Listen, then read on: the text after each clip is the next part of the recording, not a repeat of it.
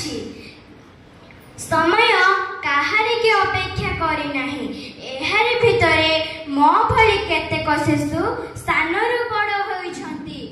आउ आम पिता माता बा अभिभावक रूपरे केही ना केही तांको रूपरे केही ना केही आम अनुष्ठान शिक्षा निकेतन को आसिछंती।